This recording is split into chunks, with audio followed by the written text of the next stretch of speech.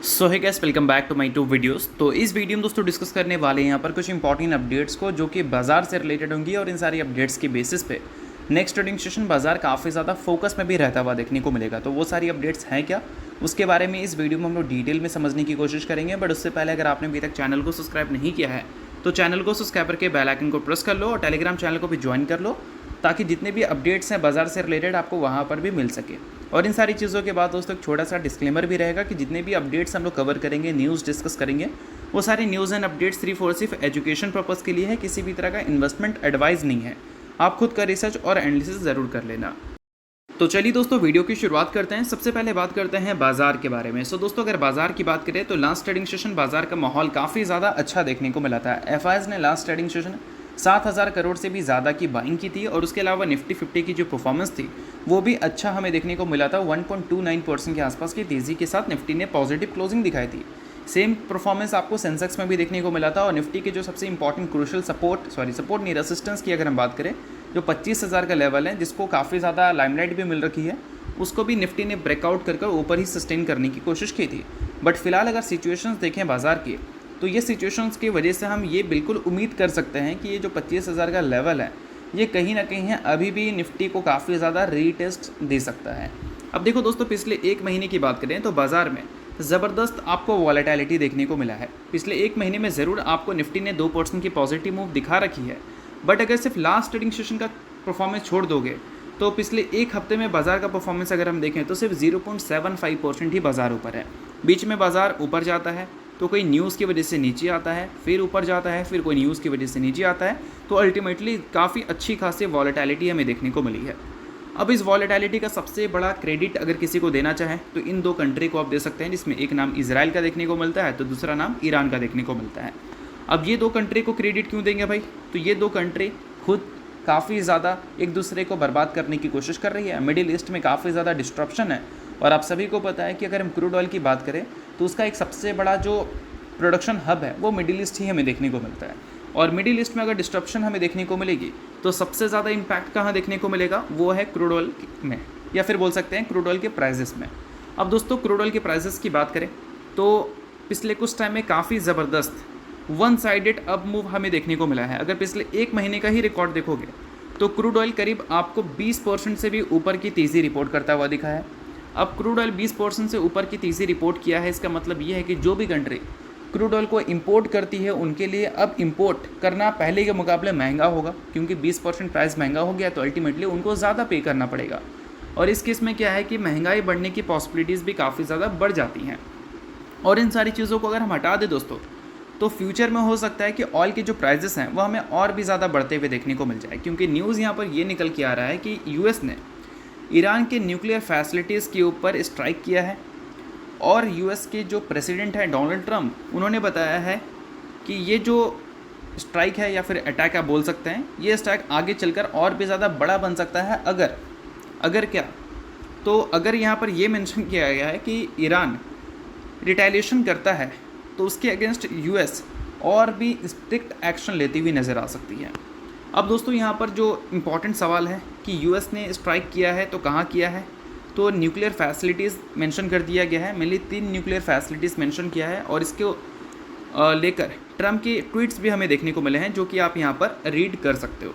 अब इन सारी चीज़ों के बाद ट्रंप ने एक और पॉइंट यहाँ पर लास्ट में मेंशन की है, now is the time for piece, यानी कि आप अटैक कर दिए, आप रिटेलिएशन नहीं चाहते हैं और अब शांति की उम्मीद आप कर रहे हैं। तो ओवरऑल आप सभी को पता है कि इतना जल्दी ये सारी चीज़ें हो तो जाएंगी नहीं। यूएस का इन्वॉल्वमेंट हुआ है तो ज़रूर हो सकता है कि हमें चीज़ें और भी ज़्यादा परेशान करता हुआ नज़र आए, क्योंकि यूएस के जो प्रेसिडेंट हैं वो जब से बोल सकते हैं ज्वाइन किए हैं जनवरी से लेकर अब तक, तब से लेकर अब तक मार्केट में उनकी स्पीच की वजह से अनसर्टेनिटी बनी हुई है, अब उनकी हरकत की वजह से भी बन रही है। तो इन सारी चीज़ों के बेसिस पे no doubt market next trading session काफ़ी ज़बरदस्त आपको फोकस में रहता हुआ देखने को मिल सकता है। अब इसके काउंटर में दोस्तों ईरान की तरफ से हमें देखने को मिला कि ईरान ने हिट किया है इजरायली साइट्स, यानी कि इसराइल के कुछ साइट्स पे ईरान की मिसाइल हमें हिट करते हुए नज़र आए हैं।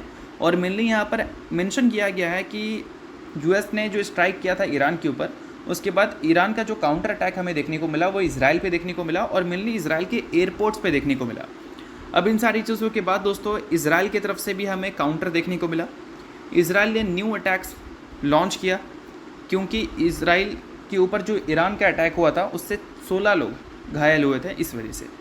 अब देखो अल्टीमेटली देखा जाए तो सिचुएशन ऐसी हैं जिससे क्लियर कट समझ आता है कि बाज़ार के लिए तो ये बिल्कुल भी अच्छी बात नहीं है, और बाज़ार में इतनी सारी अनसर्टिनिटीज़ बनी रहेगी और बाज़ार में अच्छी परफॉर्मेंस आपको देखने को मिल जाए, ये one of the rarest moment होता है, ऐसा भी हम बोल सकते हैं। और क्रूड ऑयल के प्राइसेस में यहाँ से क्या और जंप देखने को मिल सकता है वो भी देखना काफ़ी ज़्यादा इंपॉर्टेंट होगा। और सबसे इंपॉर्टेंट दोस्तों, ये सारी चीज़ों की वजह से इकोनॉमिक अनसर्टिनिटीज़ बनी रहेगी।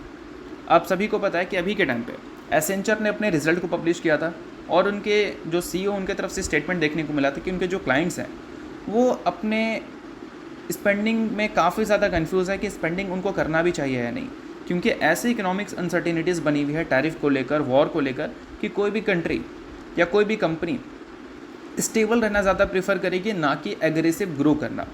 क्योंकि ऐसे टाइम पे अगर आप स्पेंड ज़्यादा कर दोगे और सिचुएशंस और भी ख़राब हो गई तो आपका पैसा सिर्फ और सिर्फ डूबने लगेगा।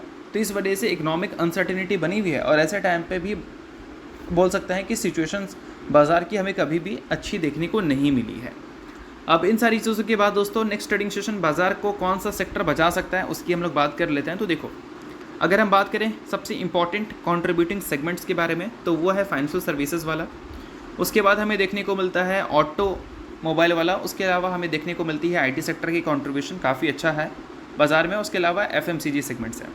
तो मेनली अगर बाज़ार को कोई हिलाता है तो यही 4 सेगमेंट है, जिसमें एक फाइनेंशियल सर्विसेज, ये गिर गया तो बाज़ार गिर जाएगा। इंफॉर्मेशन टेक्नोलॉजी यानी कि IT, ये अगर ऊपर है और फाइनेंशियल सर्विसेज नीचे है तो काफ़ी ज़्यादा पॉसिबिलिटी है कि बाज़ार आपको नीचे देखने को मिलेगा। बट अगर बहुत ज़्यादा ऊपर है IT तो अल्टीमेटली बाज़ार को वो ऊपर ले जाता है। बट अभी क्या है कि 3 कंट्री वॉर में इन्वॉल्व हो चुकी है, क्रूड ऑयल के प्राइसेस महंगे हो चुके हैं, तो हो सकता है कि इंडिया की जो इन्फ्लेशन है वो बढ़ते हुए नजर आए, क्योंकि 85% क्रूड तो हम बाहर से इंपोर्ट करते हैं। और ऐसे टाइम पे क्या है कि अभी हमने रेट कट किया है। रेट कट किया है क्योंकि इन्फ्लेशन हमें 2-3 साल लो पे देखने को मिला है। अब ऐसे टाइम पे इन्फ्लेशन वापस से बढ़ता है कि फाइनेंशियल सर्विसेज वाला सेगमेंट जो है वो वापस से फोकस में आ जाएगा, क्योंकि रेट कट्स फर्दर हमें देखने को मिलेगी नहीं और कहीं रेट हाइक्स की न्यूज़ हमें सुनने को ना मिल जाए। तो इस वजह से ये सेक्टर की परफॉर्मेंस तो बोल सकते हैं ऐसे सिचुएशन में अच्छा आना काफ़ी ज़्यादा मुश्किल है। उसके अलावा IT सेक्टर की दोस्तों अगर हम बात करें तो IT sector next trading day focus में तो रहने वाला है एसेंचर के नंबर्स की वजह से। एसेंचर ने लास्ट ट्रेडिंग सेशन कितना गिरावट दिखाया है, लगभग 6.86% का। एसेंचर TCS से डबल बड़ी है, इन्फोसिस से 3 गुना बड़ी है, ऐसा भी आप बोल सकते हैं। और इतनी बड़ी कंपनी अगर 6 से 8% गिर गई मान लो, तो नेक्स्ट ट्रेडिंग सेशन हमारी IT कंपनी तो ज़बरदस्त फोकस में रहेगी। क्यों फोकस में रहेगी भाई? क्योंकि एसेंचर के नंबर अगर वीक रहें तो उम्मीद है कि हमारी IT कंपनी के नंबर भी वीक हो सकते हैं। एसेंचर के अगर ऑर्डर बुक वीक रहें तो उम्मीद है कि हमारी IT कंपनी के भी ऑर्डर बुक वीक रह सकते हैं। तो देखो, एसेंचर के जो नंबर्स और गाइडेंस है वो ख़राब नहीं थे, बट एसेंचर की जो कॉमेंट्री थी इनके क्लाइंट्स को लेकर वो हमें ज़रूर प्रॉब्लम देती हुई नज़र आ रही है, जिसमें उन्होंने बताया था क्योंकि जो क्लाइंट है उनको एक प्रॉब्लम नहीं काफ़ी सारा प्रॉब्लम फेस करना पड़ रहा है। तो इस वजह से हो सकता है कि एसेंचर के जो क्लाइंट की स्पेंडिंग है वो हमें स्लो होती हुई नज़र आए और डिसीजन जो मेकिंग है वो भी हमें डिले होती हुई नज़र आए। तो ये IT सेक्टर के लिए भी अच्छी खबर नहीं है। उसके अलावा ऑटोमोबाइल सेक्टर में तो ग्रोथ हमें स्लो देखने को मिल ही रही है, तो ऑटोमोबाइल सेक्टर से हम कुछ उम्मीद नहीं कर सकते। उम्मीद अगर हम करेंगे तो FMCG सेगमेंट से करेंगे, अगर ये सिचुएशंस और भी ज़्यादा कंटिन्यू रहती है तो। अब देखो, FMCG कंपनीज ऐसे नहीं कि 20-40% की ग्रोथ दिखाना शुरू कर देगी, ऐसा नहीं है। वहाँ पर स्टडी ग्रोथ देखने को मिल सकता है, क्योंकि ये बोल सकते हैं वो सेगमेंट है जिसकी नीड सबको होती है। अगर आप कार नहीं चलाओगे कोई बात नहीं, आप बैंक नहीं जाओगे कोई बात नहीं, बट खाना तो खाओगे। ये सारी चीज़ें इस वजह से इम्पॉर्टेंट हो जाती हैं FMCG सेगमेंट्स के लिए। तो इन सारी चीज़ों की वजह से आपका क्या पॉइंट ऑफ व्यू है बाज़ार को लेकर वो मुझे कमेंट में बताना। बट जितनी भी सारी चीज़ें हैं वो सिर्फ और सिर्फ एजुकेशन पर्पज़ के लिए है, किसी भी तरह का इसको रिकमेंडेशन मत समझना। आप खुद का रिसर्च और एनालिसिस भी ज़रूर कर लेना। तो चलिए दोस्तों, ये वीडियो यहीं तक था। आप करता हूँ, वीडियो आपको अच्छा लगा, वीडियो लाइक कीजिए, पहली बार सब्सक्राइब कीजिए। वीडियो के लिए बहुत बहुत शुक्रिया।